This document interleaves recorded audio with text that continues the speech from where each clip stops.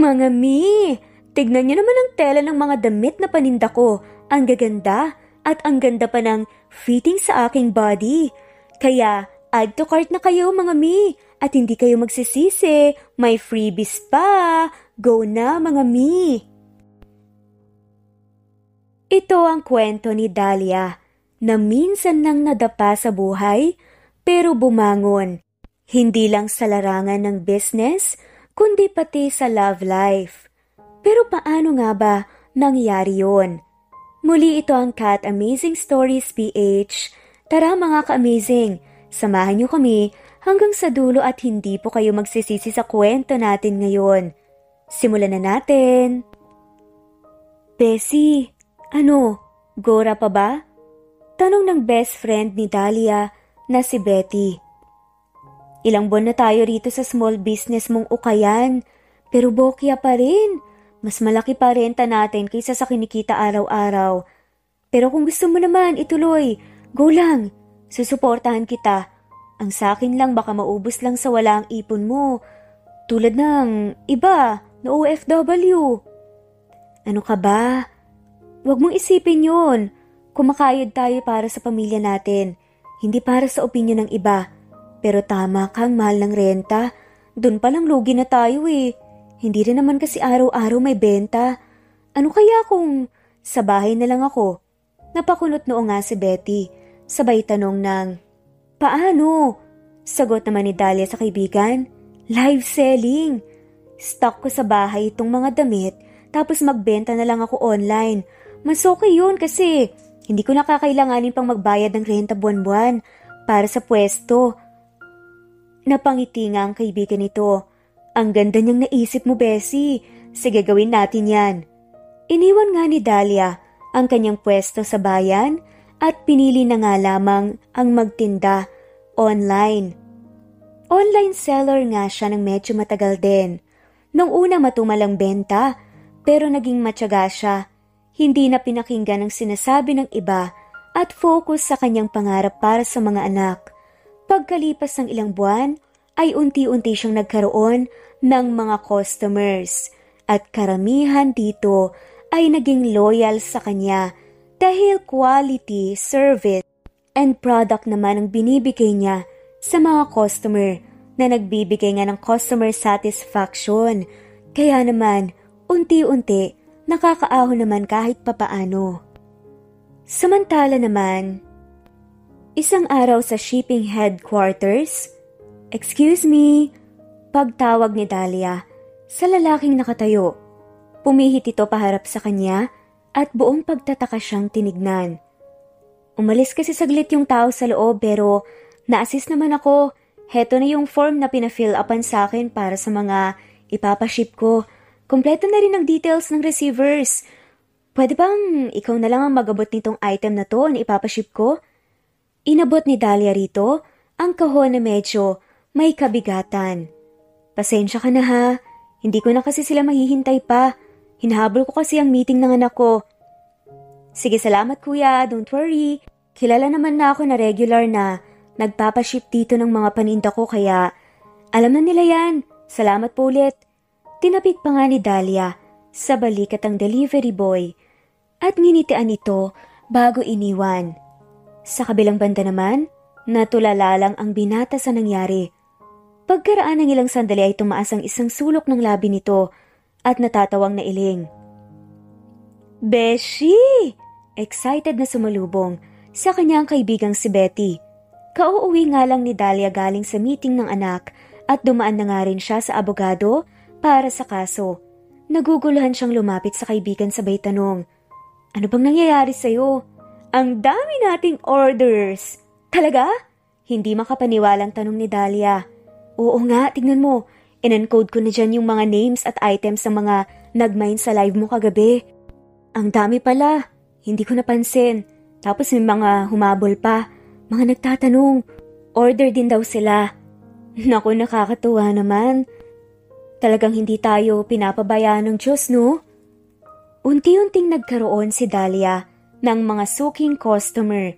Sa dami nga minsan ng order, ay nagpapadaan na nga lang siya ng magpipick up ngayon para maideliver.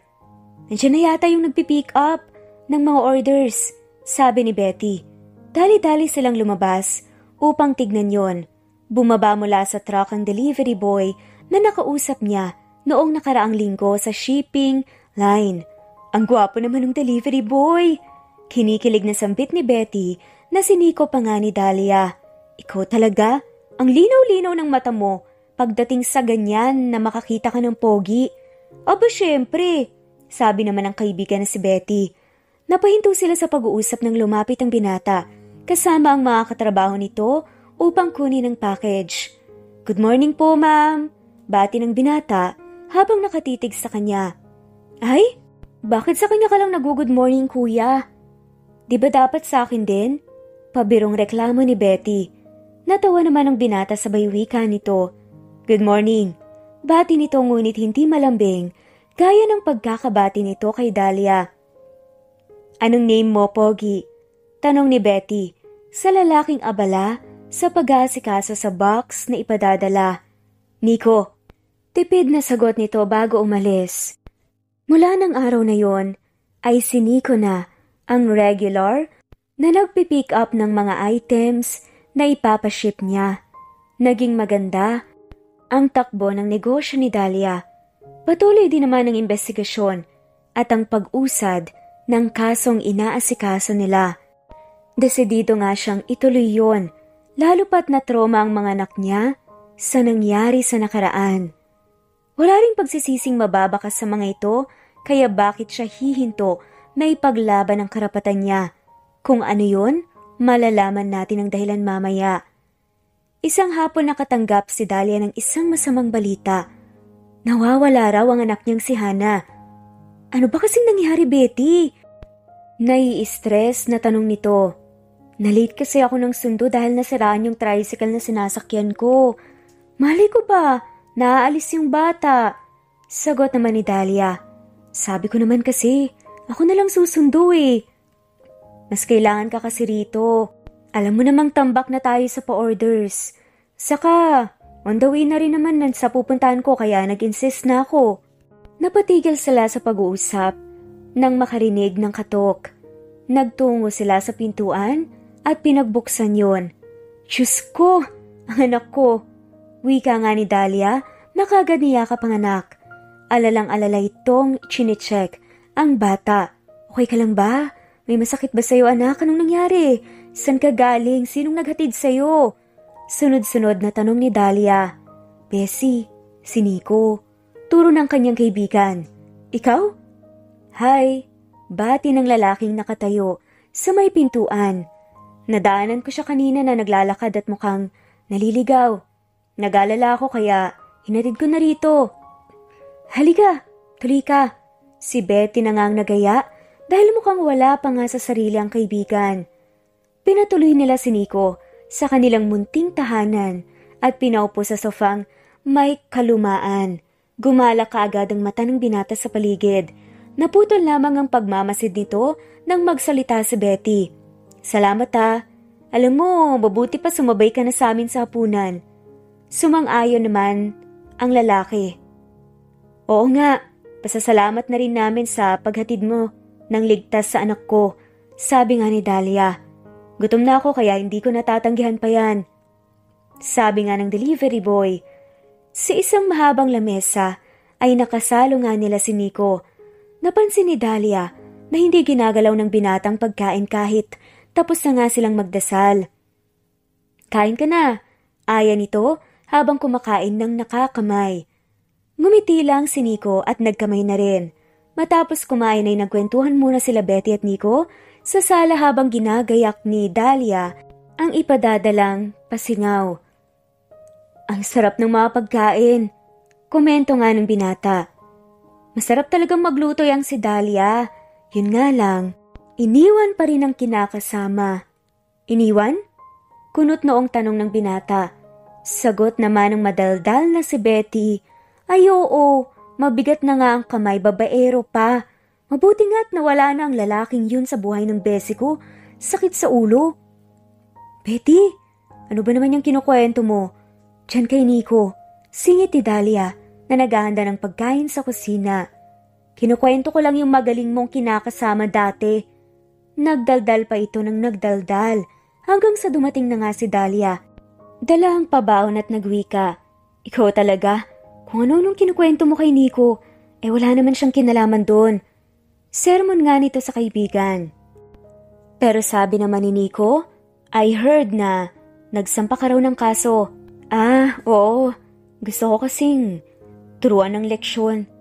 Hindi kasi dapat tinotolerate ang ganun. Kaso wala ang bagal ng usad ng kaso. May kilala akong lawyer. Pwede kitang tulungan. Sabi nga ni Nico. Nagkatinginan ng magkaibigan na sina Betty at Dahlia. Naku, salamat na lang. Ito pala, iuwi mo sa inyo nang may makain kapag uwi mo. Nagpasalamat lang si Nico tapos sumalis na. Pagdating nito sa bahay ay kaagad itong sinalubong ng 6 na kasambahay sa pintuan. Ipapahanda ko na po ba ang dinner ninyo, Sir Nikolai? Tanong ng mayordoma ng mansyon. Kumain na po ako, Manang. Pakitabi na lang po nitong dala ko dahil kakainin ko yan mamaya. Nakangiti nga na parang baliw na sabi ni Nico. Dumiretso na si Nico/Nikolai sa loob at humilata sa couch na nagkakahalaga ng milyones. Napailing-iling na nga lamang ang kuya nito nang makita siyang nakauniforme pa. At talagang kinarir mo talaga ang pagiging delivery boy. Naiiling na sambit ng kapatid na si Adrian. Sagot naman ng binata, You know that's the only way that I can be with her. From CEO of one of the biggest shipping lines in Asia to delivery boy of his own company, iba talagang nagagawa ng pag-ibig. Napangiti nga si Nico. I've never been like this to anyone, kuya. Nakangiting sambit ni Nikolai habang nakatitig sa kisame. Sa kanya lang. Saka mas okay na rin na delivery boy ang pagkakakilala sa akin ng mga tao sa workplace. With that, mas marami akong malalaman sa loob. Mas mapag-aaralan ko ang sarili kong kumpanya. Napatango-tango naman ang kanyang kuya. Well, I think that's a good idea para malaman ang totoong pamamalakad ng mga nasa baba. Anyway, have you confessed to her? Tanong ni Adrian na nakaupo sa pang-isahang couch. Sagot naman ni Nikolai, Not yet, kuya. Why? I thought you like her. Yes, I did. Pero marami pa kasi siyang iniisip ngayon. Ayokong sumabay. Handa naman ako maghintay. After all, she went through a lot sa past relationship niya. Alam ko rin may trust issues siya dahil sa nangyari. At nakikita ko, she's not open to be in a relationship yet. So what's your plan now, bro? I just want to love her even from afar. Gusto ko siyang suportahan sa mga nais niyang gawin sa buhay. From now, I will call our family lawyer. For what, bro? For something really important. Bumangon na nga si Nikolai at lumayo sa kapatid upang tawagan ng abogado. He just talked to Attorney Jimenez about his concern, tapos pumihit na nga ito paharap sa kapatid. Okay na. Napailing nga ang kanyang kapatid na si Adrian. Iba ka talaga, lil bro. Kapag naayos ang lahat, umamin ka na, okay? Napapagod na akong magpaka-CEO sa kumpanya. Sabay napatawa ito ng bahagya. Dahil nga busy sa pagpapaka-delivery boy itong si Nikolai, ang kuya niya ngayon ang tumatayong CEO, pansamantala. Why? Don't you really want to be a CEO, kuya? You know I'm not into business, bro. Tama naman ang sinabi ni Adrian dahil mas gusto talaga nito ang tumulong sa may sakit. Kaya naman pinasok nito ang medical field pagka-graduate. May dala pala akong merienda. Galing kila Dahlia, tara kainin natin. Aya nga ni Nico sa kapatid. Yan ang pinakamaganda mong sinabi, bro. Pinahanda nila sa katulong ang pagkain at magkasama yung pinagsaluhan ng dalawa.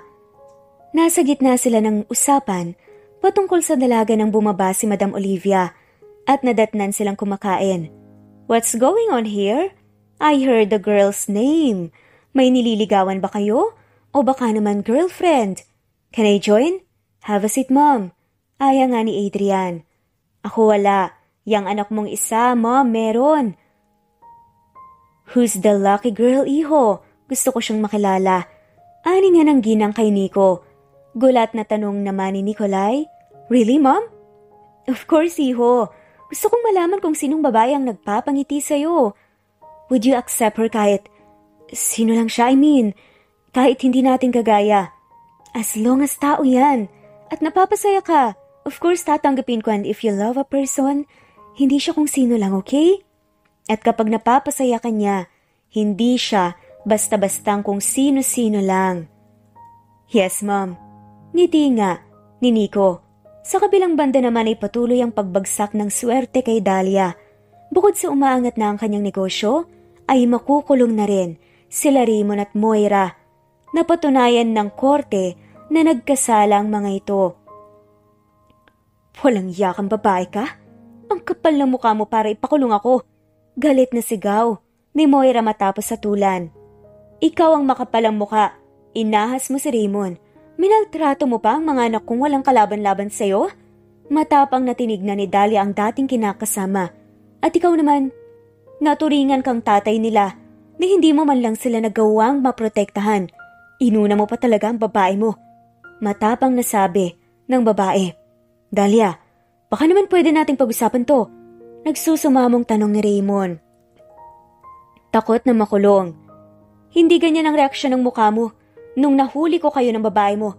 At saka hindi ka nga naawa sa mga anak mo nung sinira mo ang pamilya natin para sa Moira na yan. Kaya bakit ako maawa sa'yo? Pero kailangan nila ng tatay. Palusot pa nga nito. Natawa naman ang mapakla si Dahlia. Sabay sabing, hindi ganyang tatay ang kailangan nila. Tigilan na natin to. Magsusuporta na lang ako sa mga bata kung yan ang gusto mo. Suportahan? Luho nga ng kabit mo sa akin mo pa pinaasay eh. Tapos ngayon sasabihin mo sa akin na susuportahan mo ang mga anak natin. Eh di sana, noon mo ginawa. Baka siguro hindi ko kinailangan pumunta ng ibang bansa. Maraming beses na kitang pinatawad at binigyan ng ibang pagkakataon. Sapat na yon. Sana ngayon matuto ka na. Sinakbit na nga ni Dahlia ang bagat umalis na. Sumunod naman si Betty na dinilaan pa nga ng mapang-asar ang dalawa bago umalis ng silid na yon. Samantala, sa mansyon ng mga Saavedra. Thank you, attorney.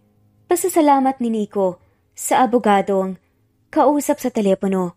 Ito ang abogadong humawak sa kaso na sinampa ni Dahlia. Dahil sa tulong ni Nikolai, ay mas napabilis ang pag-usad ng kaso. Nabigyan itong prioridad kaya naman ngayon ay masisigurado na nga niyang mabubuhay na ng tahimik at ligtas ang binipini.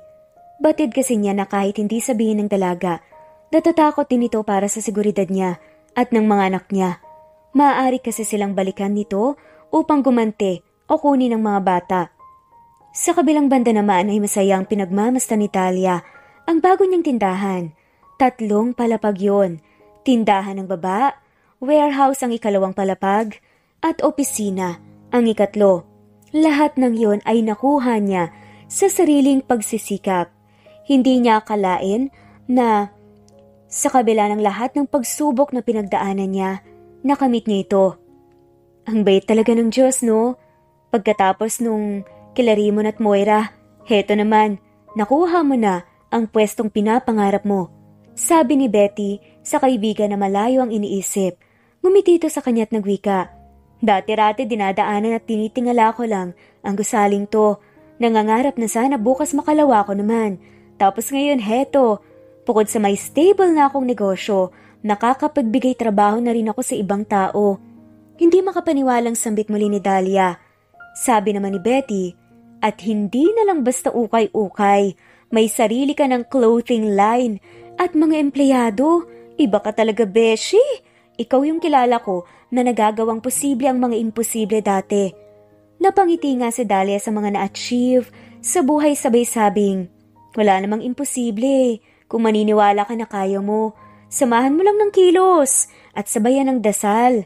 Walang imposible sa taong determinado. Binibless talaga ni Lord yung mga mabubuting puso. After everything that happened, deserve mo lahat ng meron ka ngayon, Bessie. Pinagkrus nito ang mga braso. Tama na nga, baka mag-iyakan pa tayo. Nito at nagtawanan sila. Kinausap lang ni Dali ang mga empleyado pagkatapos umuwi na nga siya. Pero bago yun ay dumaan muna siya sa bahay na pinapatayo niya. Ongoing na ang construction noon at ayon sa engineer, by 3 to 5 months, makakalipat na nga sila. Makalipas ang 4 na buwan. Mama, gusto ko po noon! Turo ng anak na si Hana nakasama niya sa pamimili. Nasa grocery sila ngayon at namimili ng pang-isang buwang stock. Kasama niya ang 2 batang namimili. Ito na yata ang pinakamasarap na pakiramdam. Yung mabibili ang mga gusto ng anak mo. Yung tipong hindi mo na kailangang tignan ang presyo kasi hindi ka na natatakot na baka kulangin ka sa pambayad. Mama, yun po yung akin! Turo naman ng bunso. Pwede po ba? Tanong pa nga nito. Natatawang ginulo ni Dali ang buhok ng mga anak sabay sabing, oo naman, kunin niyo lahat ng gusto niyo, basta kakainin niyo, okay? At hindi niyo sasayangin. O pwede rin, itulong niyo sa iba pag ayaw niyo na. Opo, Mama! Sagot ng dalawa at tumulong na nga sa paglalaman ng cart. Yun ang unang grocery nila sa bagong bahay. Nakalipat na kasi sila. Palabas na nga sila ng tindahan ng magkasalubong nga nila, si Nico. Ilang buwan niya ring hindi nakita ang binata kaya kaagad niya itong tinawag. Nico! Pagtawag nga nito rito at kaagad naman niyang nakuha ang atensyon ng Ginoo. Lumapit sa kanyang binata. Hi! Kamusta? Na parang hindi maipaliwanag ang muka. Okay naman ikaw. 2 buwan din kitang hindi nakita. Nag-resign ka na ba sa shipping line? Nako hindi. Nasa ibang area lang ako na-sign na mag-pick up at deliver saka masyado lang busy tong nakaraan. Ani nga ni Nikolai. Kahit ang totoo, naging busy nga siya sa pagiging CEO. Sunod-sunod din ang mga lipad niya kaya naman bibihira lang siyang mabakante. Halos pabisi-bisita na nga lang siya sa Pilipinas nitong nakaraan. Sa bagay, ganun lang siguro talaga kapag maraming trabaho. Ganyan din ako nung mahina pa ukayan ko. Kahit anong racket basta legal pinapasok. Siya nga pala, mga anak ko. Kilala mo naman sila, hindi ba? O mga bata, mag-hi kayo kay Tito Nico. Hi, Tito Nico! Bati ng mga ito. Napangiti naman si Nikolai sabay tanong ng, pauwi na ba kayo? Ang dami niyong dala. Tulungan ko na kayo. Kinuha ng binata ang ilan nilang dala at tinulungan silang dalhin iyon sa sasakyan. Napansin ni Dahlia na nakatitig si Nico sa sasakyan niya habang nilalagay nila sa likod ang mga pinamili. Ibinaba ng dalaga yon at humarap sa lalaking kanina patingin nang tingin doon sabay sabing, ito ba? Nabili ko last month, kailangan na nga rin Alam mo na, bukod sa ang mahal ng pamasahe, hassle din mag-commute araw-araw. Puno ng pag-asa ang mga mata nitong tinapik ang balikat ng binata at sinabing, huwag kang mag-alala, bukas ikaw naman basta magsumikap ka lang, samahan ng sipag, tiyaga, at syempre dasal, pasasaan pa at makakabili ka rin ng ganito. Napaawang sandali ang labi ni Nikolai. Hindi makapaniwala sa sinabi ng binibini. Namangha siya. Idinaan na nga lamang ngayon sa pagiging humble at tumawa na nga lamang at nagpasalamat. Pero hangang-hanga siya sa disposisyon ng babae. Salamat. Pangako, magsusumikap ako para balang araw makabili ako ng ganyan. Pagsakay nito sa sinabi ng dalaga upang hindi ito mapahiya. Tama naman kasi talaga ang sinabi nito at magandang payo yun sa mga taong nawawala ng pag-asa dahil sa hirap ng buhay. Nagkataon lang talagang mali siya ng napagsabihan dahil alam naman ng lahat kung gaano kayaman ang mga Saavedra. Isang bagay na lingid sa kaalaman ni Dahlia. Walang kaalam-alamang dalaga na ang lalaking kausap niya ay isang tagapagmana at kasalukuyang CEO. Nagmamay-ari rin ang pamilya nito ng iba't ibang negosyo sa Pinas at ilang parte pa nga ng Asia tulad ng shipping line, restaurant at hotel. Kumaway lang si Nikolai sa papalayong sasakyan. Ipinagpatuloy nito ang pagpapanggap lalo pat habang tumatagal ay mas marami siyang nadidiskubre sa kumpanya. Mas gusto niya rin na nakakahulubilo niya ang mga empleyado at hindi siya iginagalang dahil lang siya ay ang boss. At gusto niya makita talaga kung sino ang may magandang pag-uugali sa kanila.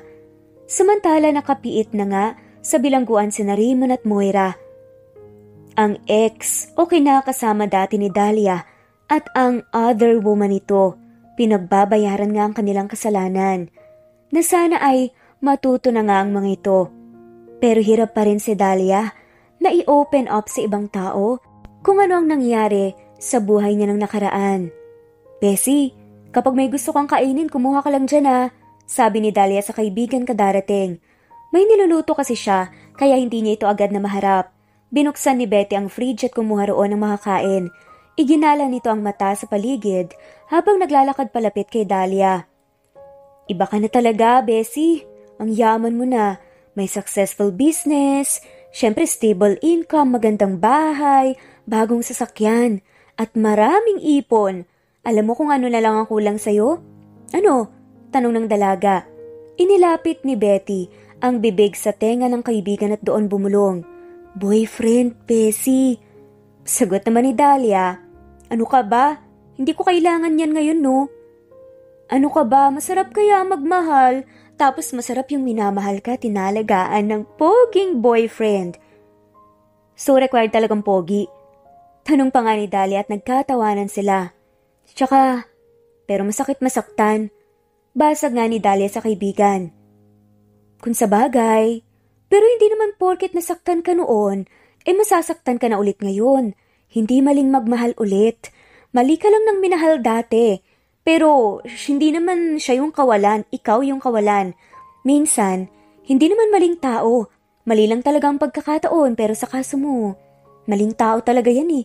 Saka wala namang masama kung magkaka-boyfriend ka ulit o magpapaligaw man lang. Single ka naman. After all, hindi ka kasal. Ano, G ka ba? Reto na ba kita? Wala akong panahon para sa ganyan, Betty. Isa pa, hindi naman hinahanap ang ganyan. Kusay ang dumarating, diba? Napatingin silang lahat sa direksyon ng pintuan nang may nag-doorbell bigla. Paglabas nila, ay nakita nila sa labas ng gate si Nikolai. Dumating na nga. Makahulog ang sambit ni Betty at sinundot pa nga ang tagiliran ni Dahlia. Ewan ko sa'yo, Betty. Naglakad na nga ito palapit sa gate at pinagbuksan ang walang iba kundi si Nico. Wala naman akong order ah. Takang sabi nga ni Dahlia nang makaharapang binata. Ikaw wala, anak mo meron. Nagtatakang napatanong si Dahlia. Anong ibig mong sabihin? Tumawag anak mong si Hana kanina. She asked for some donuts. Ipinakita nito ang dalang 4 na box. Napaawang na nga lamang ang bibig ng dalaga nang maalala ang eksena kanina kung saan nakita niya ang anak na may kausap sa telepono niya. Akala niya ay naglalaro lang ang anak kaya hindi na nga niya ito masyadong pinagtuunan ng pansin. Ang batang yun talaga oh. Sandali lang at kukuha ko ng pambayad. Natigilan nga si Dahlia nang biglang hawakan ni Nico ang pulsuhan niya. Hindi naman siya nakaiwas sa malisyosang tingin ng kaibigan. Wag na ako na, presenta nga ni Nikolai at ngumiti sa dalaga. Tila nakaramdam naman ng kuryente ang dalaga sa paghawak nga ni Nico sa kanyang kamay. Sure ka? Hindi ba parang nakakahiya? Ikaw na nga yung nag-deliver eh. Nabala ka naman pumunta rito kahit day off mo. Okay lang talaga. Salamat. Napaiwas nga si Dahlia ng tingin. Mabuti pa pumasok ka na nang masaluhan mo kami. I'm sure matutuwa si Hana kapag nakita kang dala yung mga yan. Yumakap na nga si Betty sa braso ni Nikolai at hinatak nga ang binata papasok sa loob ng bahay. Sumunod naman si Dahlia na naiiling dahil kabisado na nga niya ang galawan ng kaibigan. Tuwang-tuwa ang dalawang bata nang makita ang 4 na box ng donuts. Kaagad nilang binuksan yun at nilantakan. Oh, anong sasabihin? Tanong ni Dahlia sa mga anak. Thank you po, Tito Nico. Sambit ng dalawang batang puno ang bibig. Tumakbo na nga ang mga ito pabalik sa sala at lumapit nga sa isang box ng donut at naglaro ulit. Nagtimpla naman si Dahlia ng kape para sa bisita. May girlfriend ka na ba? Tanong nga ni Betty na ikinamilog ng mata ni Dahlia. Ha? Wala. Yes. Sabi pa nga ni Betty Sa gwapo mo at sipag na yan, wala kang girlfriend? Imposible naman. Ikaw talaga, Betty. Kung ano-anong tinatanong mo dyan kay Nico. Nilapag ni Dahlia ang kape sa lamesa. Magkape ka muna. Pasensya na ulit kung naabala ka ng anak ko. Ano ka ba? Wala yun. Para sa mga bata. Sambit ni Nikolay. Singit naman ng atribidang si Betty. Sa mga bata lang ba? Binasa ni Nico ang labi at nagwika. Sa inyo rin. Anito at may pagdududa na siyang tinignan ni Betty. Sa amin o sa kanya lang? Wag nga ako. Alam ko na yung ganyang galawan. Sige, maiwan ko na muna kayo. May gagawin pa pala ako. Tinawag pa nga ni Dahlia ang sutil na kaibigan pero lumabas na nga ito. Napailing-iling na nga lamang ang dalaga at hinarap ang binatang sumisimsim ng kape. Pasensya ka na kay Betty Mapang-asar lang talaga yun minsan. Paghingi nito ng paumanhin. Okay lang. Natahimik si Dahlia. Hindi na alam kung ano ang sasabihin.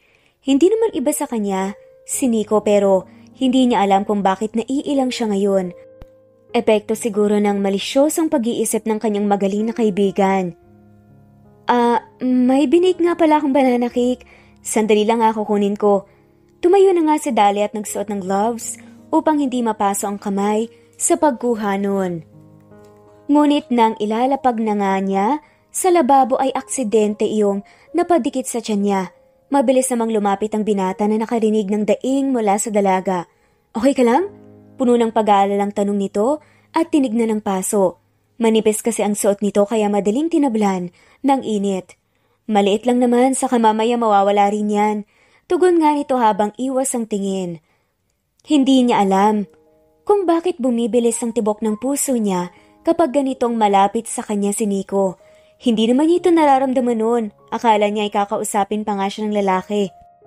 Tungkol sa paso ngunit sa ibang bagay na sa kanyang katawan. Nalihis ang atensyon nito. Pumayat ka. Kumakain ka ba ng tama? Istriktong tanong ng binata na parang may tunog ng pag-aalala. Oo naman. Kumakain ako, syempre masyado lang sigurong busy sa trabaho. Kaya siguro natagtag saka ayaw mo ba yung sumisexy na ako, Nico? Pagbibiro pa nga ni Dahlia. Pero kung sisexy ka lang dahil ginugutom mo ang sarili mo, huwag na lang. Hindi alam ni Dahlia kung bakit bigla yatang sumama ang mood ng binata. May problema ba? Tanong bigla ni Dahlia. Humiwa ng banana cake ang lalaki at pinaglagay sa plato si Dahlia. Inabot nito yon sa dalaga at sinabing, kainin mo lahat ng gusto mo. Paano kung tumaba ako? Tanong ng dalaga. Aminado si Dahlia sa sariling simula ng mabody shame ng dating kinakasama at babae nito ay nawalan siya ng kumpiyansa sa sarili. Nawalan din siya ng gana sa pagkain. Isa marahil sa rason kung bakit bumaba ang timbang niya, hinawakan ni Nikolay ang baba niya at pinatingala siya rito. Ngayon niya lamang natitigan ng ganun kalapit ang binata. Binasa nito ang labi bago nagwika. Sagot nito sa dalaga, sasamahan kitang mag-gym. Sasabayan kitang mag-jog. Pagsasaluhan natin lahat ng cravings mo. Kain, pahinga, exercise, repeat. Deserve mong mabusog kaya hindi mo dapat ginugutom ang sarili mo, Dahlia. Mahabang litanya nga ni Nico. You mean healthy living and balanced diet? Yes. Tumangutang ang binata. Alaghan mong sarili mo dahil kung hindi, napakulot noo si Dahlia. Kung hindi ano? Nabibiting tanong ng dalaga. Inilapit naman ni Nikolay ang mukha sa kanya. Sabay sabing, kung hindi, ako mismo ang mag-aalaga sa'yo kung hindi mo gagawin yun sa sarili mo. Tila nangaakit nga, nasabi nito, parang bumagal ang oras at napatitig na lang siya sa guwapong mukha ng binata nang ngumiti ito. Tumagilid si Dahlia pagkaraan ng ilang segundo at ginawang abala ang sarili sa paghihiwa ng banana loaf. Kahit nasa ginagawang atensyon, ay alam niya pa rin nakatitig sa kanyang Ginoo. Bumalik ka na nga roon sa lamesa. Baka lumamig yung kape mo. Isusunod ko na lang to. Umalis nga ang binata ngunit bumalik din naman ito kaagad. Hindi pala ito sa hapag nagtungo kundi sa lagayan ng medicine kit.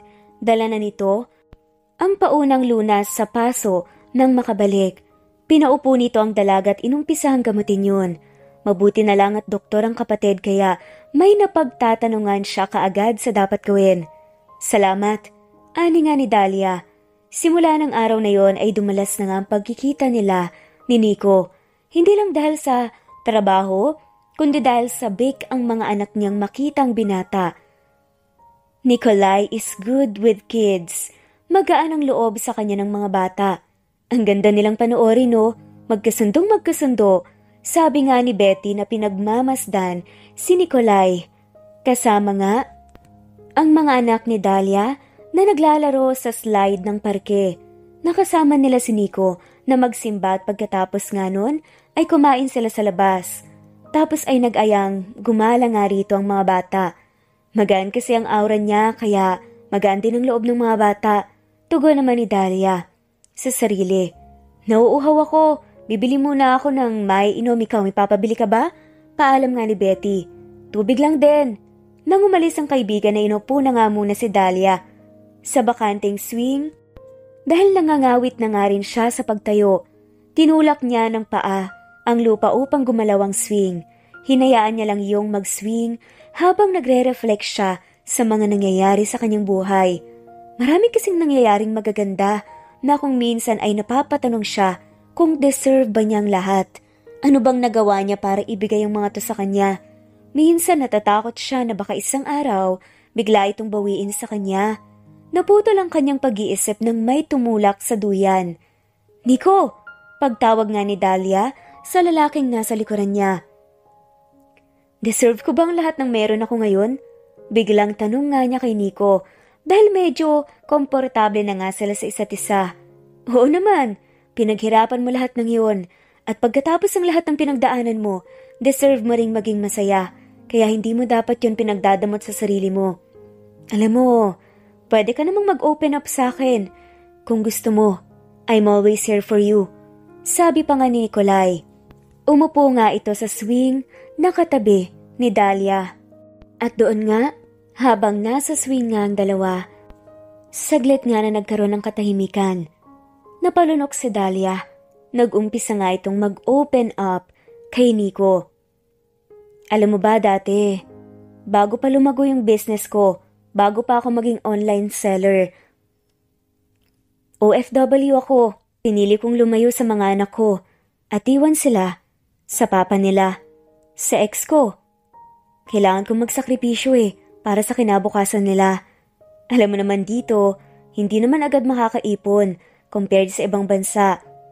So nung nakapunta ako doon, akala ko magiging smooth lang ang lahat. Pero lingid sa kalaman ng mga taong ang akala nila ay madaling mag-OFW, pues sinasabi ko hindi. Ang dami kong naranasan doon ng paghihirap. Mababait naman ang mga amo ko dati. Kaya lang, sobrang nakaka-homesick. Halos araw-araw akong umiiyak doon, gabi-gabi dahil namimiss ko ang mga anak ko. Pero habang nagpapakahirap pala ako doon, meron palang katarantaduhang ginagawa ang ex ko at meron na pala siyang ibang babae, si Moira yun. Pagkatapos noon, nalaman ko na hindi pala naaalagaan ng mabuti ang mga anak namin. Grabe talaga yung lungkot ko noon. Iyak ako ng iyak. Natatanong ko na nga lamang, paano nagkakaroon ng ama na hindi inaalagaan ng mga anak? May mga ganun pala talaga, no? At hindi lang yon, may mga times pa na napagbuhatan ng kamay. Mabuti na nga lamang hindi malala, pero kahit na, mga bata pa lang sila. Pati rin ako. Nagawa niya ng ganun. Kaya nga, pinush ko talaga yung kaso para masampahan ng kaso yang si Moira at yung ex ko. Biruin mo ha, niya ko nga. Hindi ko nga napapalo yung mga anak ko. Pero yung Moira, grabe daw pagbuhatan ng kamay ang mga anak ko. Kaya talaga mabubulok sila sa kulungan. Sabi nga ng babae habang nakakuyom ang kamay. Mabuti na nga lamang, nalagpasan ko na yung pagsubok na yun sa buhay ko. Ay, napakabait pa rin talaga ng Diyos. Kahit sobrang dami ng pagsubok, hindi kanya hahayaan na hindi malagpasan yun. Sabi nga nito, at may pumatak nga na luha sa kanyang mga mata. Halos mapaluha nga rin si Nico dahil sa kwento niya. From rags to riches. At hindi lang pala yun. Nakaranas pa pala ng ganung paghihirap sa kinakasama niya. Napalunok nga saglit ang lalaki. Speechless nga si Nico. Pero sabi na nga lamang nito, basta lagi mong tatandaan, naniniwala ka naman siguro sa karma, 'di ba? Gumawa ka ng mabuti, kaya umani ka rin ng maganda. You have a good heart, kaya binibless ka ni Lord. Napatanong si Dahlia dahil sa sinabi ng binata lalo pa nang maalala nito ang sermon sa misa kanina. May mabuting puso pa rin ba ako, gayong pinakulong ko sila, Nico? Hindi mo kasalanan kung bakit nakulong sila. Gumawa sila ng masama, kaya nangyari yon. Kaya hindi mo dapat sisihin ang sarili mo. Ginawa mo lang ang dapat. Pero sabi sa misa kanina dapat nagpapatawad tayo. Kasi ang Diyos nga, ewan, parang hindi ko pa kaya. Hindi natin obligasyong magpatawad. Lalo na kung para sa mga taong walang pagsisisi. Siguro isang araw mahahanap mo rin ang pagpapatawad dyan sa puso mo. Hindi mo naman yun kailangang madaliin. May mga kasalanan naman talagang mahirap patawarin, kaya hindi natin pwedeng diktahan ang kahit na sino na magpatawad agad kasi hindi naman natin alam kung gaano sila dinurog ng kasalanang yon. Wala tayong idea sa epekto nun kaya mas makabubuti kung unawain na lang natin. Napangiti nga si Dahlia. May sense ka rin palang kausap, no? Kung seryosong usapan, bakit hindi? Napangiti nga rin si Nico. Salamat sa pakikinig, Nico, ah. Alam mo bang, halos first time ko lang mag-open up ng ganito kadetalyado sa isang tao? Namayani ang katahimikan sa pagitan nila pagkaraan ng ilang segundo. Tanging ang tunog lang ng kadena ng swing ang maririnig. Nilingon ni Dahlia ang lalaking nakaupo sa swing at tinanong ito, bakit mo ba ginagawa to, Nico? Bakit mo ba ako inaalagaan? Napangiti si Nico. Importante kayo sa akin, Dahlia. Tugon ng lalaking malayo ang tingin. Bakit? Nilingon siya ni Nikolai at nagtama ang mga mata nila. Dahil mahal kita, Dahlia. Ano bang sinasabi mo? 2 na kaya yung anak ko? Itinuro pa nga nito ang mga anak na naglalaro sa slide. Balik na tayo roon, baka nandun na si Betty. Tumayo na nga si Dahlia at akmang aalis na nang hawakan siya ni Nikolai sa pulsuhan. Bakit? Tanong niya sa lalaking nakaupo pa rin sa swing at nakayuko sa lupa. Tumunghay ang binata at ngumiti. Okay lang naman siguro kung liligawan kita, hindi ba? Tanong pa nga ni Nico. Saglit na natahimik ang babae. Ikaw bahala. Yun lang ang nasabi ni Dahlia bago iniwan si Nico sa pag-aakalang nagbibiro lamang ito. Ngunit ang inakala niyang biro ay tinutuo ng binata. Niligawan nga siya ni Nico, ngunit tila yata kakaiba ang diskarte ng binata. Imbes na bulaklak ang dalhin nito, groceries ang binibigay kay Dahlia. Nung naubusan naman ng laman ang tangke ng gasol nila, ay si Nico rin ang nagpalit noon. Kahit hindi siya masyadong pinapansin ni Dahlia, kapag nandoon ang binata ay pumupunta pa rin ito at inaalagaan ang mga anak niya. Mukhang hindi lang siyang nililigawan nito. Ayaw niya lang kasing umasa ang binata dahil natatakot siya na baka hindi niya magawang suklian ang pagmamahal na binibigay nito sa kanya. Ngunit matyaga ang binata sa ginagawang panliligaw. Heto nga, at nandito na naman ang binata. Pinanunood lang ni Dahlia sa balcony ng 2nd floor ang mga anak niyang nakikipaglaro kay Nikolai sa sala. Nakalupagi pa nga sila sa sahig at nagmumold ng clay. Nakakatuwang isipin na kahit anong laro ay nagagawa niyang sabayan. Babain mo na, te! Alam ko namang gusto mo rin siya eh. Ilang buwan na kayang naliligaw yan sa'yo. Pero ilang beses mo lang atang in-entertain. Lagi na lang yung anak mo yung kasama niya. Kaya wag ka nang magtago dyan, babain mo na. Pinagtulakan pa nga siya ng kaibigang si Betty. Napailing na nga lamang si Dahlia. Mama, sali ka po sa amin. Tawag ng 2 batang malaki ang ngiti. Unti-unti na nga silang naghihil sa mga nangyari sa nakaraan. Nakatulog na rin ng mahimbing ang mga bata, hindi kagaya noon na madalas managinip ng masama ang mga to. O sali ka raw. Doon ka na. Ako nang magagayak ng merienda. Kinindatan pa nga siya ni Betty. Napairap na nga lamang si Dahlia at lumupagi na nga rin kasama ng mga bata upang makisali sa laro. Medyo messy na ang paligid pero ayos lang dahil nag-e-enjoy naman ang mga bata. Ipinakita ni Hana ang mga nabuo nila. Anita sa ina, "Mama, look ko! Nakagawa ko ng baso!" "Mama, akin bola!" Singit naman ni Jasper na pinakita pa nga ang basketball na binuo. "Ang gagaling naman ng mga anak ko!" Ginulo ni Dali ang buhok ng dalawang bata. Nilingon niya si Nikolai na nagbubuo pa rin. "Ikaw, ano naman yung ginagawa mo?" Tinapos lang yun ng binata at inabot sa kanya ang nabuo nitong chibi. "Sino yan?" Tanong nga ni Dahlia na kinikilatis kung sino yon. Hindi umimik ang binata at hinintay na nga lamang ang dalaga na ma-realize yun. Napatakip si Dahlia sa bibig sa gulat nang makilala ang chibi. "Ako ba yan?" Gulat na tanong nito na kinuha pa nga yun upang mapagmasdang mabuti. "Ako nga, ang cute naman ito. Pwede akin na lang. Gagawin kong palawit sa keychain. Iingatan ko to, promise." Sabi pa nga nito. Tumayo ang lalaki at inilahad ang kamay. "Tara sa kusina." "Ha? Anong gagawin natin?" "Basta." Tinulungan nito ang dalagang tumayo at magkahawak kamay silang nagpunta sa kusina. Namilog ang mata ng dalaga nang ilagay ni Nikolai ang chibi niya sa microwave. "Threat ba yan?" "Hindi, patitigasin ko lang." Inilagay na nga nito ito sa loob at sinet ang microwave. Nakahinga naman ang maluwag si Dahlia ng magets ang ibig sabihin ng lalaki. Sumandal ito sa may fridge ngunit kaagad ding tumabi nang buksan yun ni Nikolai at may kinuha roon. "Kamukha mo talaga." Manghang sambit nga ng dalaga nang makita ang chibing nakahiga sa plato na kamukha naman ni Nico. "Ang cute naman." "Patitigasin mo rin ba yung sayo?" Biglang tanong ng inosenteng si Dahlia. Sakto naman na pumasok ang kaibigang si Betty na may binili sa labas. Kumunot kaagad ang noon nito sa narinig at nagtago pa nga sa likod ng pader. "Patitigasin?" May kaberdehang tanong nga ni Betty sa isipan. "Oo, pero kung gusto mo, pwede namang ikaw ang magpatigas nung sa akin." Sagot ni Nico sa tanong ni Dahlia. Ito namang si Betty na iba ang iniisip sa pinag-uusapan ng dalawa. Namilog ang mata. Bigla itong lumabas sa pinagtataguan at pabulong na pinangaralan ng kaibigan. "Bessie, hindi kita pinalaking ganyan."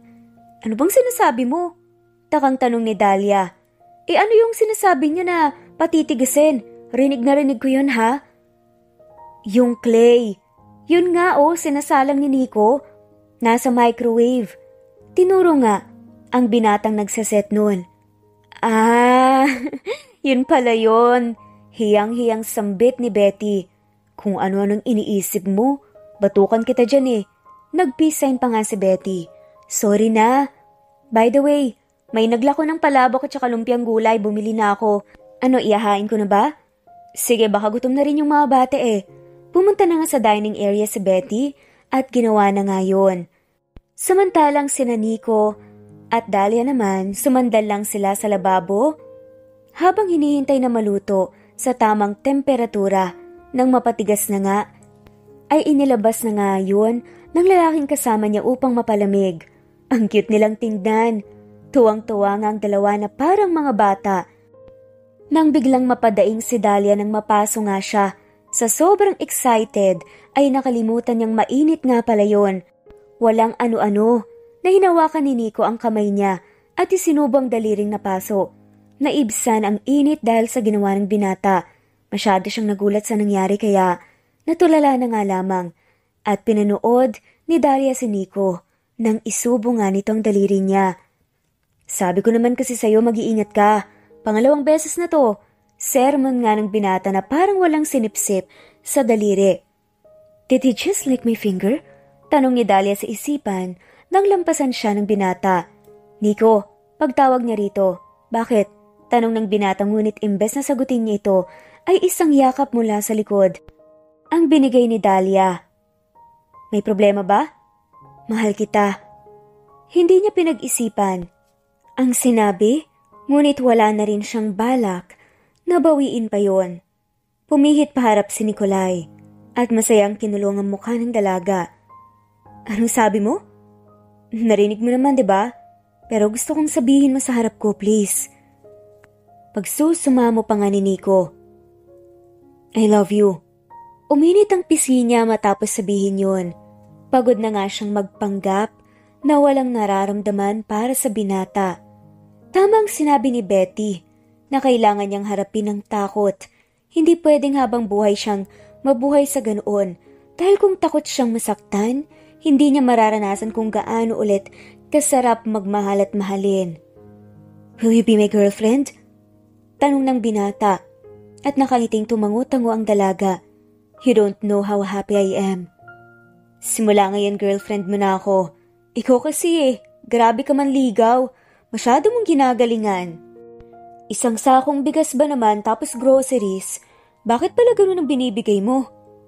Because I know your priorities, baby. Sabi nga ni Nikolai sa malambing na boses. Alam ni Nico na ang mga anak ni Dahlia ang pinaka-importante at prioridad nito, kaya yun ang kanyang inuna. Sa lahat ng bagay ay palaging isinasali ng binata ang mga bata sa desisyon niya. He never forgot to include them. Napaatras si Dahlia. Nang lumapit ang binata sa kanya, itinuon niya ang mga kamay sa lababo nang dumikit ang likod niya roon. Nikolai cupped her face at pumikit naman si Dahlia. Bumilis lalo ang tibok ng puso niya nang maramdaman ang labi ng nobyo. Parang lumulutang si Dahlia ng mga sandaling yon. Ngunit ang nakakakilig na eksena ay naputol nang biglang magsalita si Betty na wrong timing na naman ang pasok. Bessie kaka! Natulala si Betty sa kinatatayuan nang makita ang dalawang dali-daling kumalas sa isa't isa. Nagpalipat-lipat sa dalawang tingin niya. Kakain na! Nauna nang lumabas si Nico. Palabas na rin sana si Dahlia pero hinawakan siya sa braso ng kaibigan. Hindi naman alam ni Dahlia ang gagawin dahil sa hiya. Namumula pa nga ang pisngi niya. Ni hindi siya makatingin ng diretso kay Betty.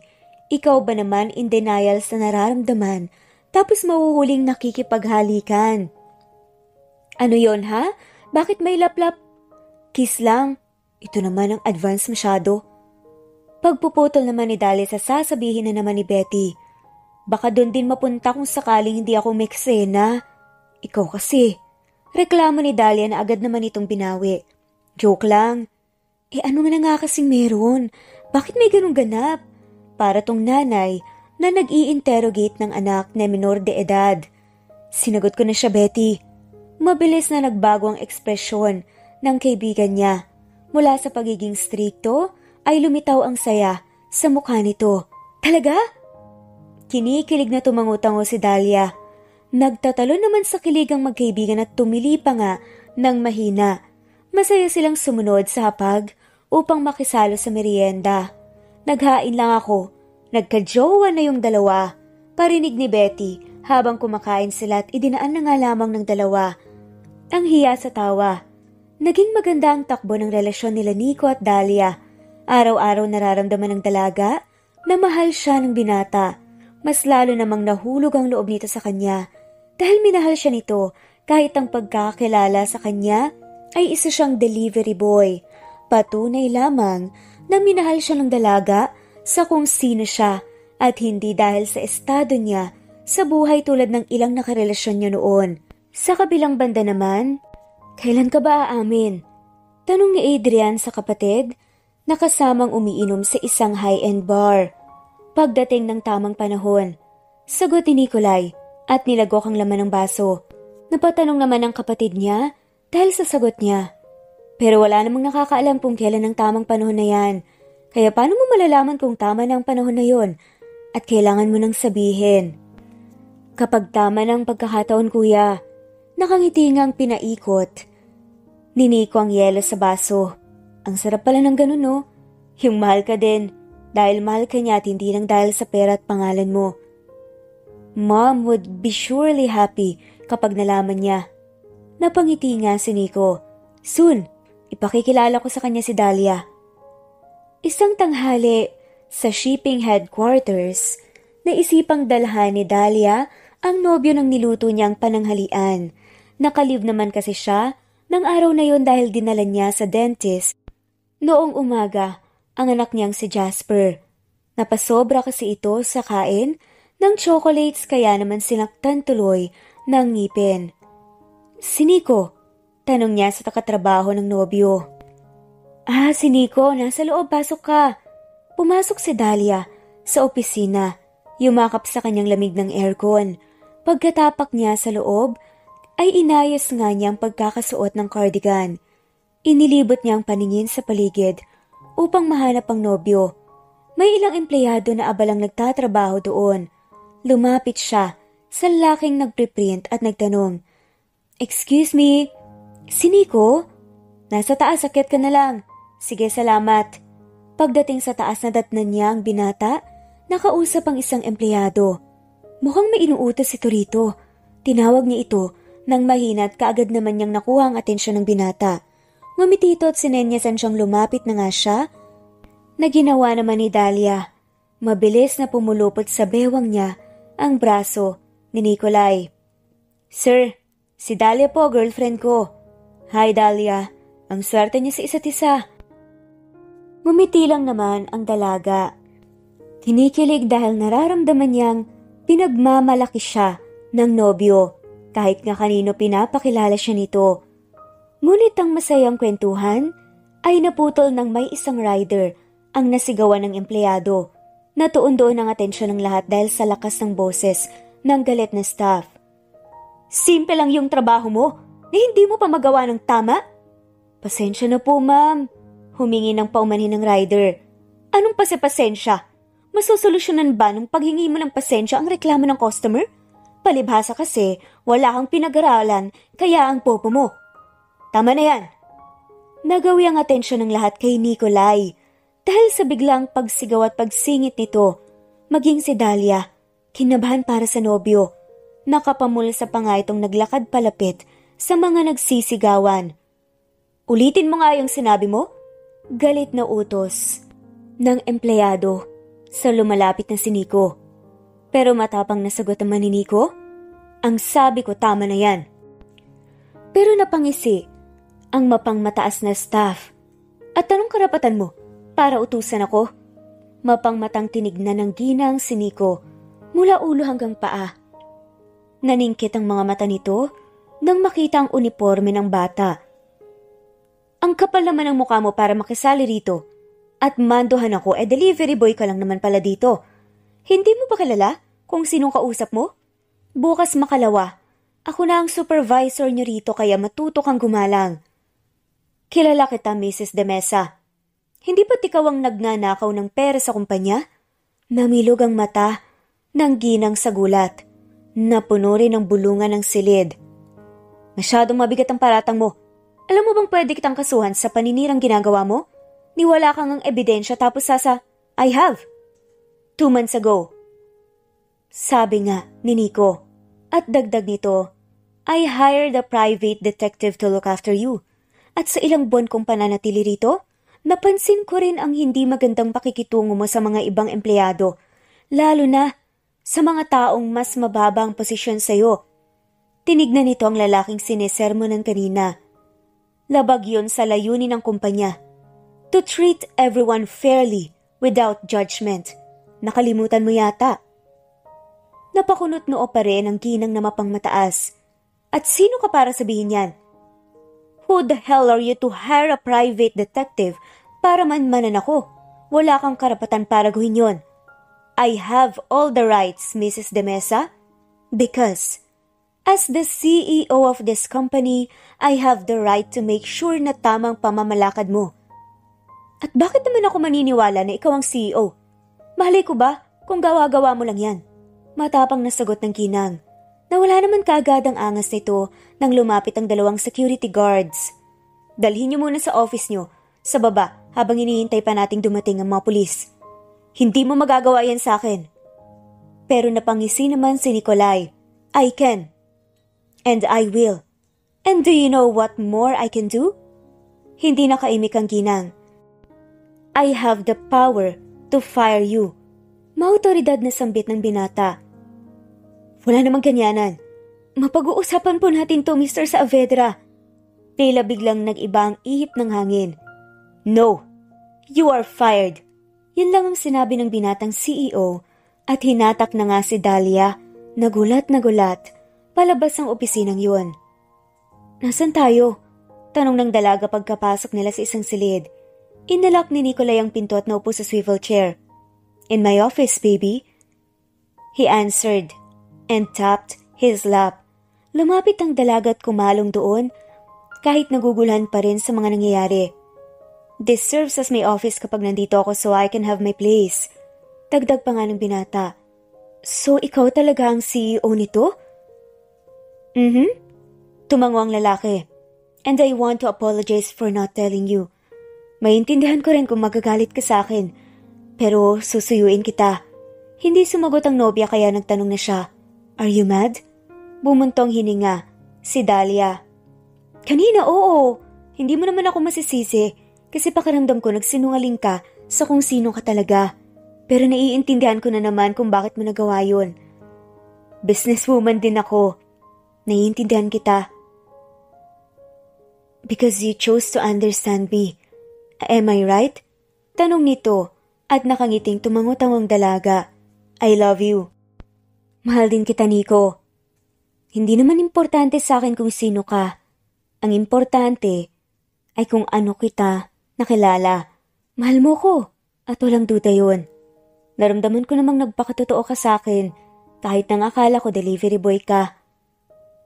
Alam ko, minahal mo ako nang hindi tinitignan ng estado ko sa buhay. Ahaningan ng binata at hinaplos ni Dahlia ang muka ng nobyo sabay sabing, ikaw rin naman minahal mo ko kahit mahirap lang ako noon. Ganun kasi ang pagmamahal. Hindi tumitingin sa antas ng buhay. My mom wants to meet you, Dahlia. Ipakikilala na kita sa kanya.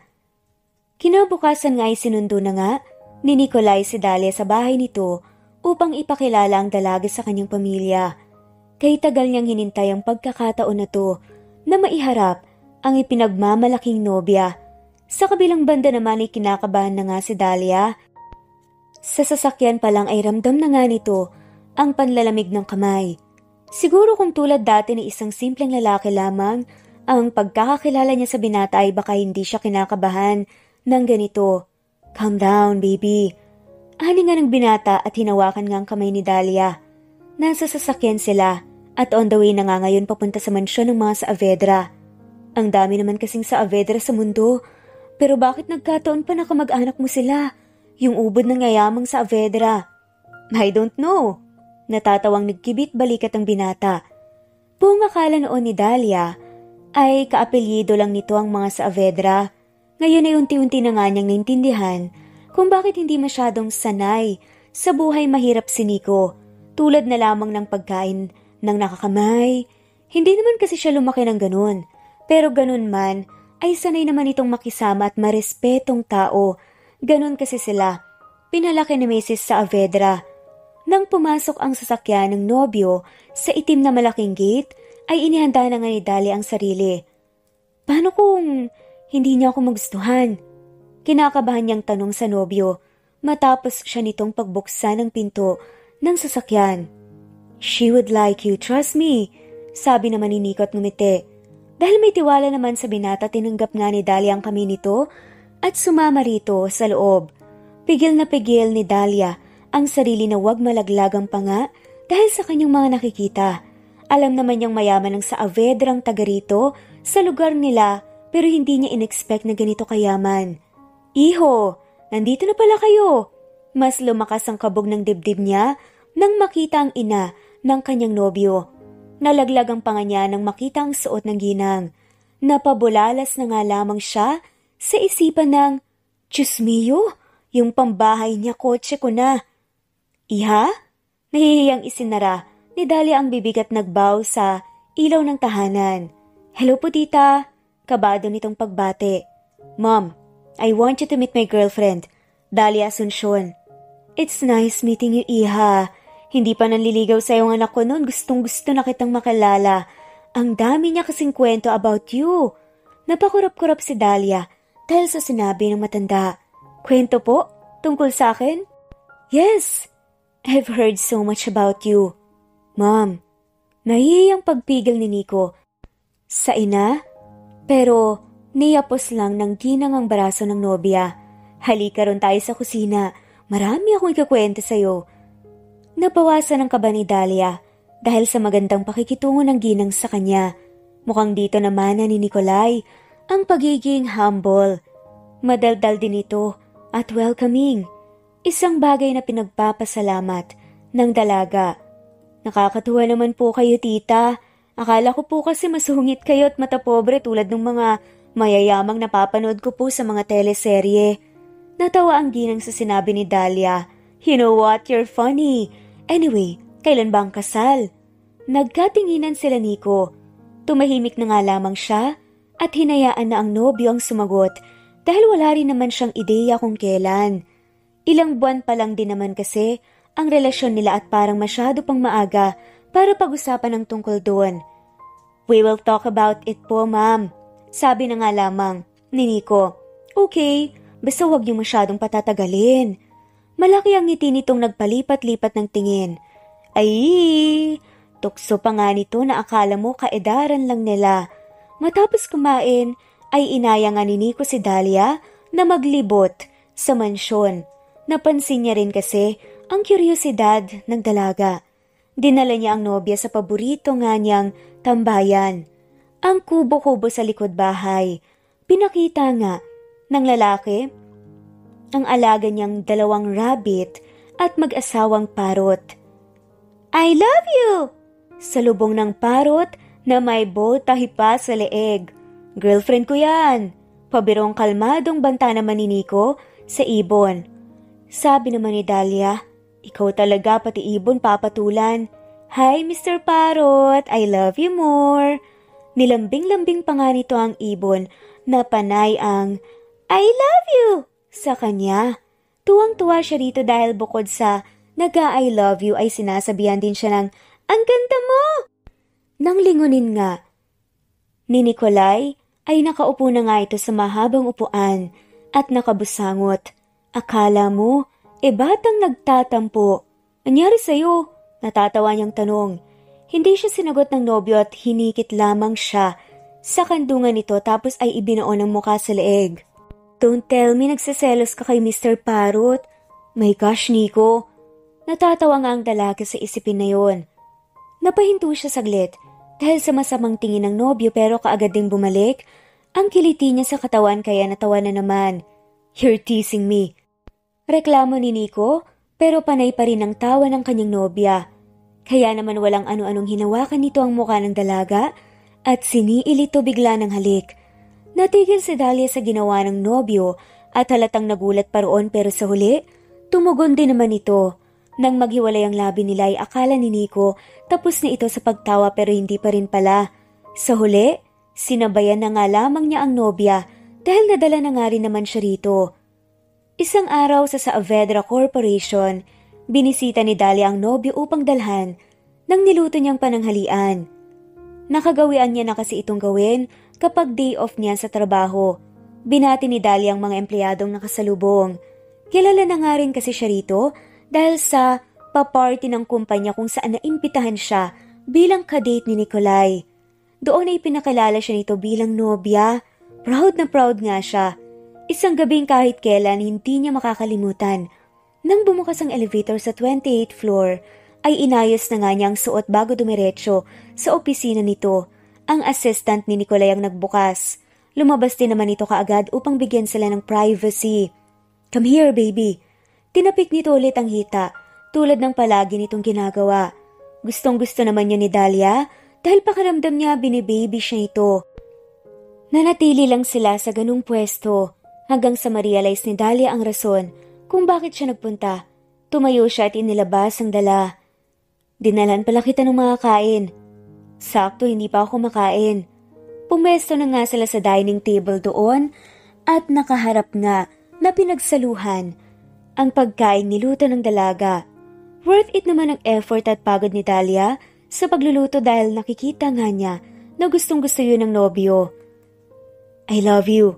Anito pa nga sa gitna ng pagkain. Ngumiti lang si Dahlia at pabirong pinisilang pisngi ng nobyo. Nagkwentuhan lang sila hanggang sa maubos ang mga pagkain. Pagkatapos ng pananghalian ay tumambay ang dalawa sa top floor ng gusali kung nasa ng penthouse ni Nikolai. Ang ganda talaga ng view mula rito, ani nga ni Dahlia, na pinagmamasdan mula sa glass wall ang mundo sa baba. Nasa kwarto siya ngayon ng pinata. Ilang minuto na ang lumipas pero hindi pa rin ito bumabalik, kaya nagtaka na nga si Dahlia. Lumabas siya sa kwarto upang hanapin ang nobyo. Naglakad-lakad lang siya hanggang sa madaanan ng isang kwartong bahagyang nakabukas ang pinto. Bukas din ang ilaw roon kaya iniisip nga niya na baka nandun to. Ngunit hindi si Nikolai ang nadatnan niya roon, kundi isang silid na may pagayak. May mumunting ilaw na mistulang alitap-tap at mga nagagandahang mga bulaklak. Hindi alam ni Dahlia kung ano ang nangyayari. Napatanong tuloy siya sa isipan. Anong meron? Tanong ng dalaga. At ang tanong na yon ay nasagot nang maramdaman nitong may tao sa likuran niya. Nikolai? Utal-utal niyang bigkas sa pangalan ng nobyo at iginalang mata sa paligid. Bakit may ganito? Malayo pa naman ang birthday ko ah. Katatapos lang din ng Valentine's Day. Anniv naman natin Napatigil siya sa pagsasalita ng hagkan ni Nikolai sa noo. Ang babae sabay sabing, alam mo naman na mahal kita, di ba? Tanong nito at tumango-tango si Dahlia.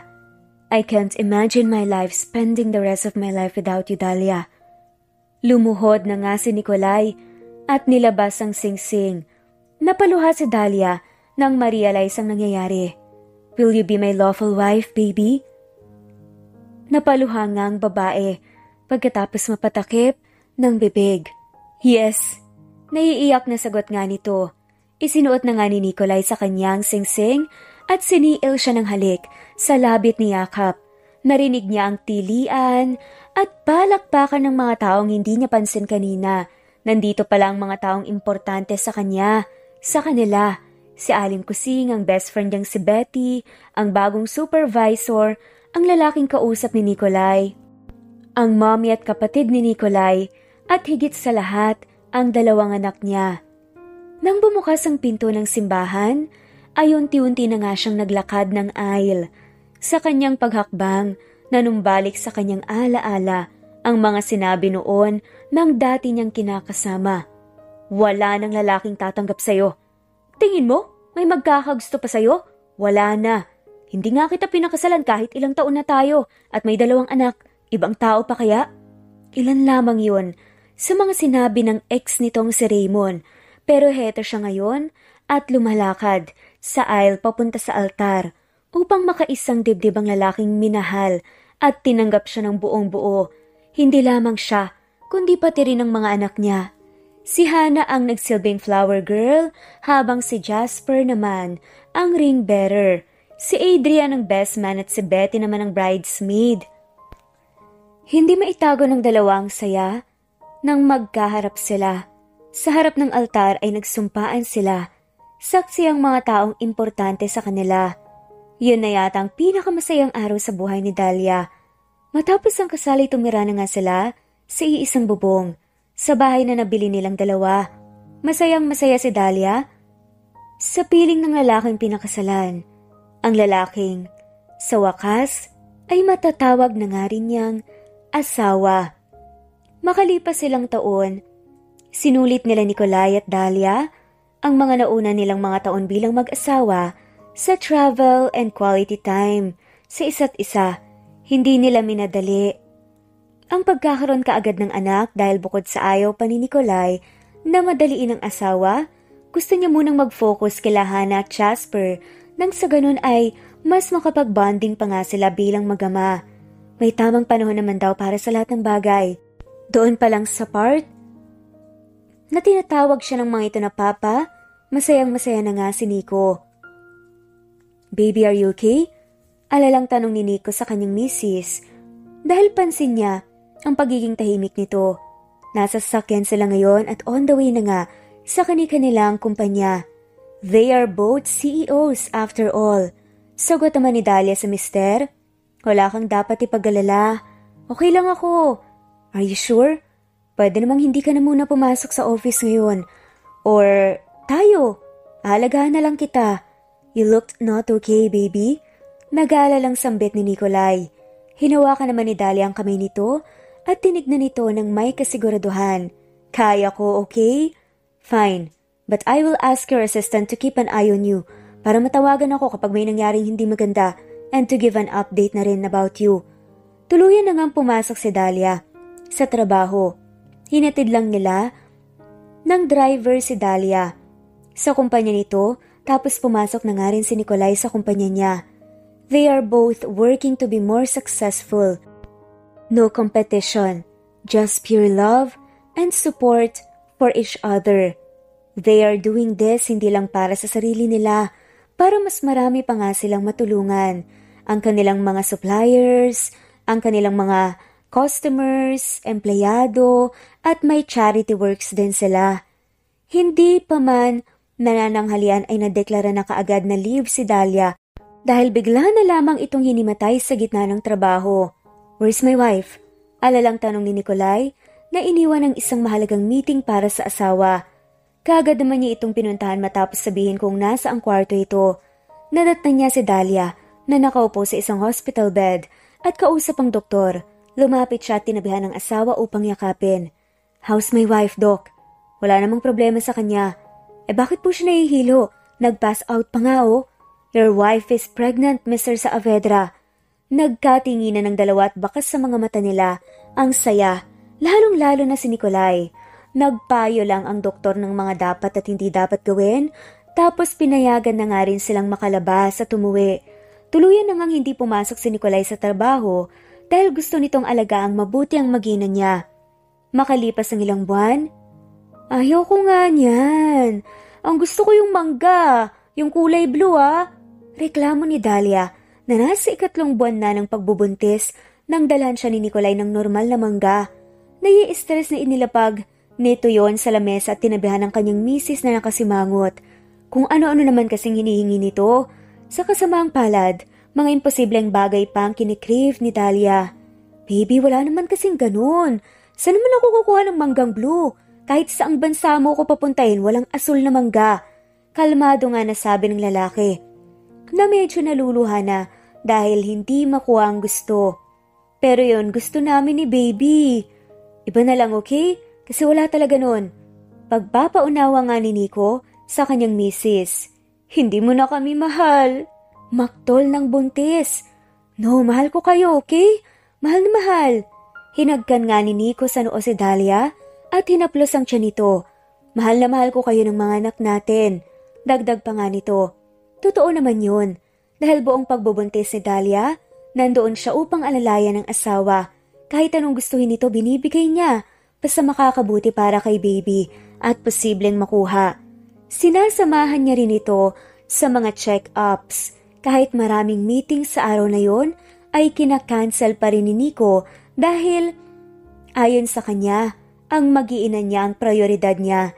Hindi rin katwiran kay Nikolai ang pagiging busy upang hindi magkaroon ng oras para sa kanila. Isang araw sa warehouse nila Dahlia, bumisita ang mag-asawa sa warehouse ni Dahlia upang check-in ang kanilang mga tao. Kahit nasa 4 na buwan na nga ang pagbubuntis ay gusto pa rin itong pumasok. Hindi naman mapakali si Nikolai kaya sinasamahan nga niya ang kanyang misis. Hanggang ngayon kapag tinitignan ko ito, hindi pa rin ako pa makapaniwala na nakuha ko. Ani ni Dahlia na pinagmamasa ng malaking warehouse. Hinapit naman ni Nikolai ang bewang niya at sinabing, masipag ka kasi. Deserve mo lahat ng to dahil mabuti ang puso mo. After all, you worked so hard to have all of this. Hindi to mangyayari kundi dahil sa kasipagan mo. Who would think na magagawa ko pala to despite sa mga napagdaanan ko. Nagawa mo kasi sinubukan mo kasi naglakas ng loob ka. Hinagkan ni Nikolai sa noo ang asawa at iginaya nga papunta sa office upang makaupo. Kanina pa kasi sila palakad-lakad. Iniwan niya rin naman doon si Dahlia pansamantala dahil may kakausapin daw siya. You rest, okay? Ayoko na nai-stress kayo ni baby. Paalala nga ni Nico bago lumabas. Samantala, Nakalaya na ng kulungan ang ibang babae na kinakasama dati ni Dahlia. Wala na nga siyang aasahan sa paglabas niya kaya kinakailangan na nga niyang magtrabaho para sa sarili. Ilang beses siyang na-reject sa mga inaplayan niya. Isang bagay na hindi naman nakakagulat dahil kalalabas nga lang naman niya sa bilangguan. Ngunit kahit ganoon ay hindi pa rin siya nawala ng pag-asa. Sakto namang napadaan siya sa isang warehouse na may nakapaskil na hiring. Pumasok siya sa loob upang subukin ang kanyang kapalaran. Ang pogi. Sambit nito ng matanaw ang matangkad na lalaking may kausap na tauhan ng warehouse. Tsaka mukhang mayaman. Dagdag pa nga nito, tinawag niyang babaeng napadaan upang magtanong, "Miss, sino yung lalaki? Ayan po ba? Si Sir Nicolay po. Ang gwapo ah. CEO?" Tanong ni Moira. "Opo." "Naks, kita mo nga naman ang pagkakataon no?" Ngumiti pa ang babae at umalis na upang bumalik sa trabaho. Pinag-cross ni Moira ang mga braso at pinagmasdan mabuti si Nicolay. "Kung hindi man ako mahal dito, I will make sure na mapapasakin ang lalaking yan." Grabe ang layo niya pero naamoy ko na ang tatong. Kinikilig na naglakad dito palapit doon, ngunit kaagad na napahinto nang may babaeng humarang at nagtanong, "Excuse me, ano pong kailangan nila?" Mag-apply kasi sana ako, hiring daw." Sinubukan pa nga ni Moirang tanawin ng lalaking bagong pantasya, pero umalis na ito kasama ang kausap. Sayang. "Ano po ma'am?" "Wala. Kung mag-apply po kayo, tayo na po sa office para ma-check ko ang mga papel na dala nyo. Dito po tayo." Nagpatiuna na nga ang babae sa paglakad at sumunod naman si Moira na desididong magkaroon ng bagong sugar daddy. Kapag talaga napasakin to, bahala na yung si Raymond sa buhay niya. Nito pa nga, sa isipan, tinutukoy nga nito ang dating kinakasama ni Dahlia na si Raymond. Nakasunod na lang naman siya sa babaeng nag-assist sa kanya. "Naka-lunch break pa po sila, pakihintay na lang po." "Sure, no worries." Nang lumabas ang babae, ay tumayo na nga si Moira at naglakad-lakad. Pinagmamasta ng magandang opisina. Naupo siya sa isa sa mga swivel chair doon at nagilusyon ni isang CEO. Naputol naman ang kanyang delulu nang pumasok ang mga empleyado. Dali-dali siyang tumayo at bumate. "Good morning." Napailing-iling na lang ang babaeng may-ari ng lamesang halos inangkin na nga niya kanina. "Who are you?" Masungit na tanong ng babae sa HR na hindi maganda ang first impression sa kanya dahil sa ginawa niya. "Here are my documents." Hiring daw kasi, so naisipan ko na mag-apply. Itinulak nito ang envelope sa lamesa. Binuksan naman yun ng babae at tinignan ni sa isang laman. "Ayon dito sa police record mo. Kalalabas mo lang daw ng bilangguan?" Nangapa si Moira nang sasabihin. Oo, pero napagbayaran ko naman na yun saka hindi naman pagnanakaw ang kaso ko kaya mapagkakatiwalaan niyo pa rin ako." "Pero I'm sorry miss, nag-iingat lang kami." Ani nga ng babae ni HR pero hindi sumuko si Moira. Hopeless na kasi siyang makapagtrabaho dahil kung hindi, wala siyang kakainin at baka mapalayas pa sa inuupahang apartment. "Sige na miss kailangan ko lang talaga." "Akala ko ba, welcome dito kahit sino, lalo kung babae. Nakita ko yun sa labas women empowerment pa nga daw bakit parang nang di-discriminate ata kayo?" Napabuntong hininga na nga lamang ang HR. "Fine, I will consult your case sa head namin." Tumayo na nga ito at naglakad palabas. Sumunod naman si Moira na umaasang magkakatrabaho. Sa kanilang paglalakad ay nadaanan nila ang mga taong nagtatrabaho sa tahian. Ngunit isang babae ang nakapukaw sa atensyon niya. "Talia?" Kunot noong sambit nito habang nakatingin sa babaeng may kausap na mananahi. Lumihis siya ng daan upang lapitan ng babaeng nagpakulong sa kanya. Hinampas nito ang lamesa na kumuha sa atensyon ng lahat. "Akalain mo nga namang sa dami ng lugar dito ay dito pa pala tayo magkikita." Ani nga ni Moira na pinag-cruise pa nga ang mga braso. "Miss Garcia, ano ba to?" Tanong ng HR. Nakasama niya kanina at nagugulan sa nangyayari. Nakalaya ka na pala. Oo, kita mo nga naman ang pagkakataon. Pwede ka siyang pahirapan kapag nakapagtrabaho ako rito. Gagawin kong miserable ang buhay niya hanggang sa siya mismo ang mag-resign. Pwede ko ring gawa ng paraan para matanggal siya sa trabaho. Pagpaplano pa nga ni Moira sa isipan.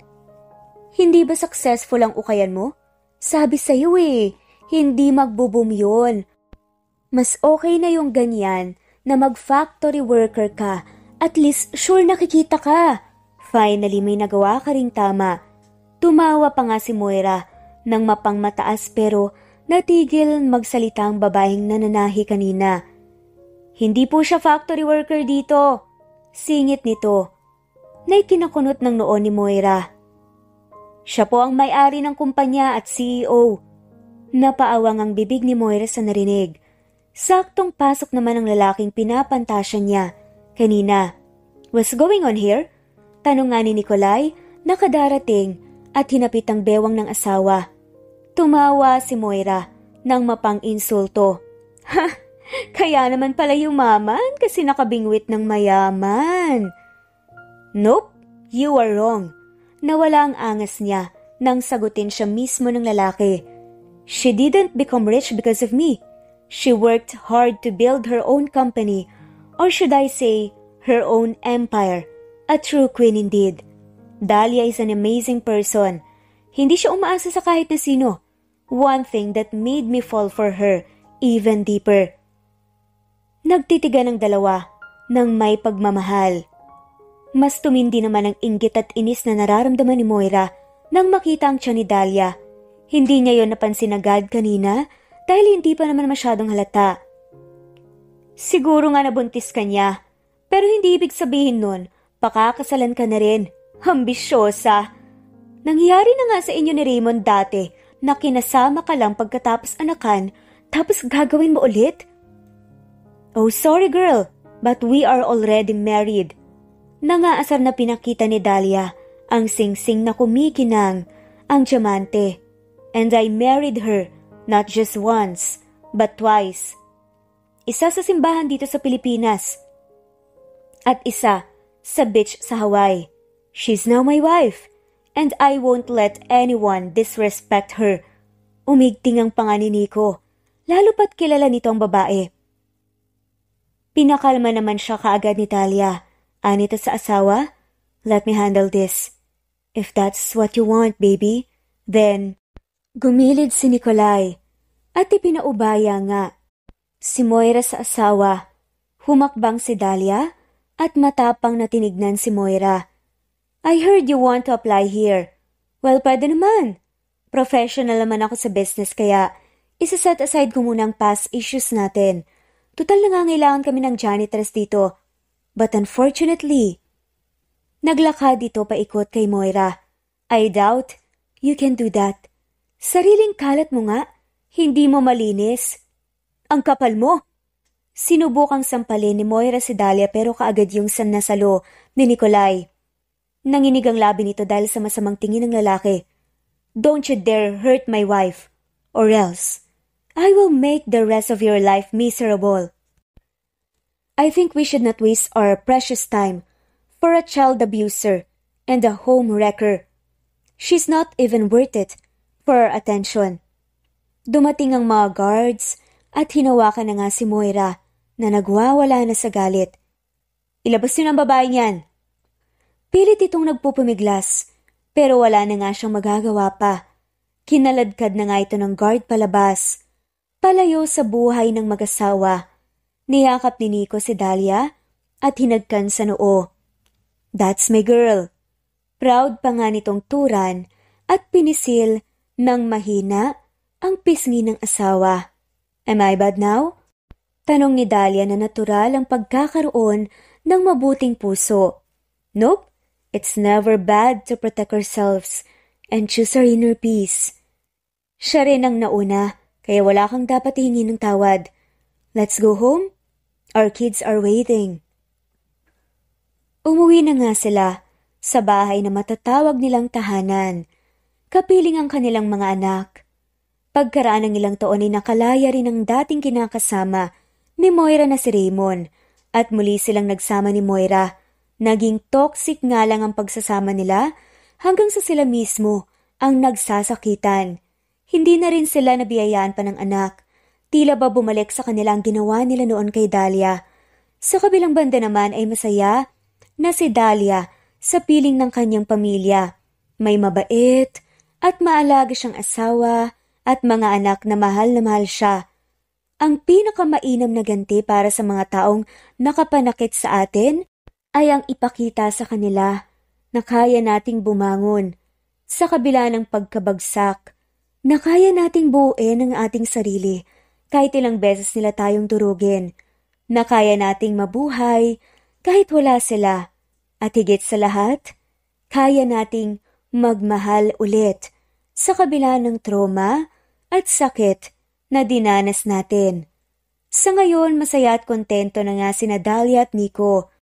Matutulog at gigising sila ng may peace of mind dahil secured nga sila sa isa't isa ng pagmamahal na meron sila. Wagas na pagmamahal at sentro ang Panginoon. At dito na nga po nagtatapos ang kwentong pagmamahalan ni Dahlia at Nicolai. Maraming salamat po sa lahat ng mawalang sawang sumusubaybay at shoutout po sa mga sumusunod. Emily Borac, Jocelyn Suico, J. Robalus, Rowena Salvatierra, Gloria Escobar, Nesbeth Hanaban, Welma Donga, Sandra Miranda Vlogs, Rowena, Amy Regalado, Ligaya Carillo, Presbyteros Rose, Jean Palomilio, Augustus Rafanan, Neva Fajardo, Eli Evangelista Anderson, Nuraini, Nurjan Makaayan, Maria, Maricel, Rosalina Bagaloyo, at shoutout na rin po sa lahat ng mga walang sawang sumusubaybay. Maraming salamat po at muli, ito ang Cat Amazing Stories PH. Thanks for listening and God bless everyone.